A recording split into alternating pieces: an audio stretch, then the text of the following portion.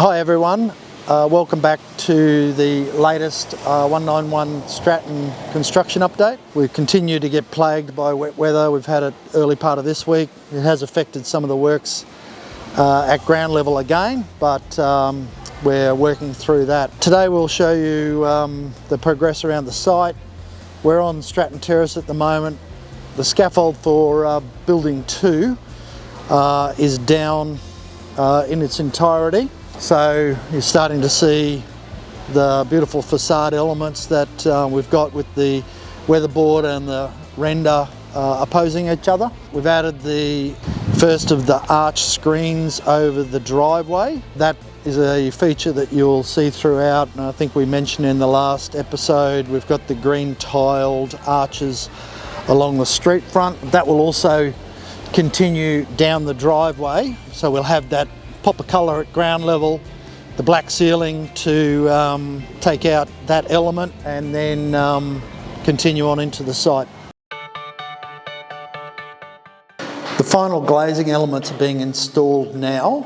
We're in the gym on ground level, and to my right Tony's demoing the bifold doors that will allow the gym to get that sort of fresh air flowing and overlooking the garden on the outside.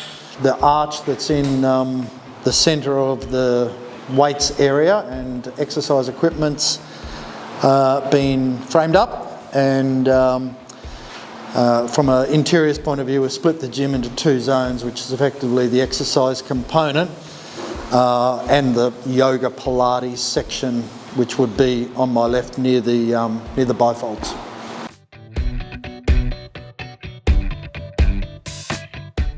So I'm standing in the central courtyard between building 2 and 1. This scaffolding to building 2 is now completely stripped, apart from the loading bays for materials. But we can show you some lovely shapes now of those curved balconies going right up the building. And we'll pop up to one of those apartments and show the privacy sliding screens. So I'm standing in one of the apartments of building 2 looking internal to courtyard. These are the sliding screens we spoke about for privacy. Now we'll be doing some predetermined holes in this track here, so that when you slide the screen across for privacy, you can lock it in position. And again, if you wanted to move it over to here, there'll be predetermined holes to lock these screens into a position that suits your needs.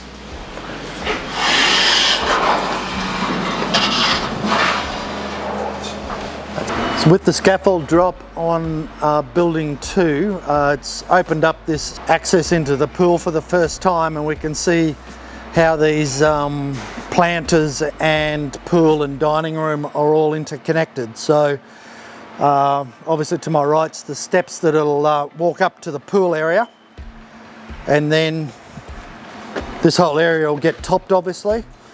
Then down at the lower level, that's where the dining room is. Planters will be installed here to give a bit of a screening between the two. As I say, the first time this whole thing started to look like you can understand what's happening.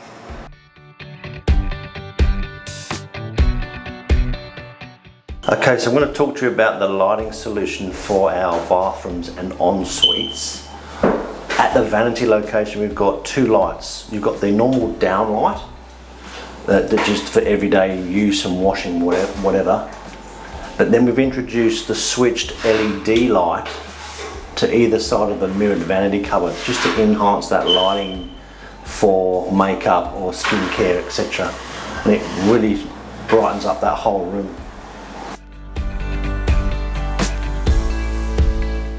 With the exception of the uppermost floor, all kitchens are in both buildings.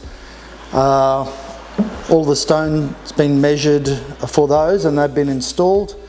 It's that beautiful Lagos grey that was in the sales suite. Was super happy seeing it. It's got that lovely dark grey vein in it. It's also been upgraded to the zero silica to match the compliance that's been introduced this year. So any future drilling or alterations can be done, whereas the old silica product would be outlawed in terms of any on-site cutting.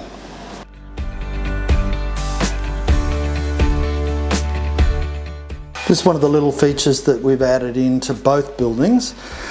Having been in and around apartment buildings quite a lot, one thing that you experience is a pretty stuffy corridor.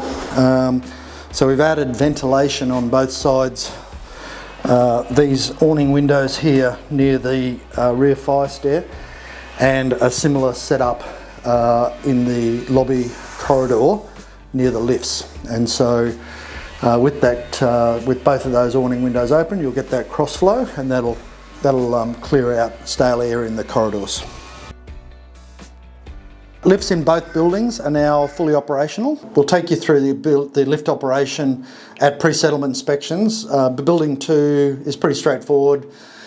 Building 1's slightly unique in this respect that we've got that split level between the front half of the building and the back half. So how we've handled that is we've got a double door lift, and they are programmed to open on their respective levels, and that's linked back to the control system. So with your apartment fob, that will recognise which door it needs to go to, and that will take you to your level to save you walking up and down stairs. Okay, so I'm standing on the northwest corner of building 1, and we've just started to strip the scaffolding on that back corner and starting to expose the lovely shapes on building 1 as well as 2. These are the 3-bedroom apartments on that northwest corner, and the scaffold will continue to start stripping for the rest of the week, next week and the week after on building 1.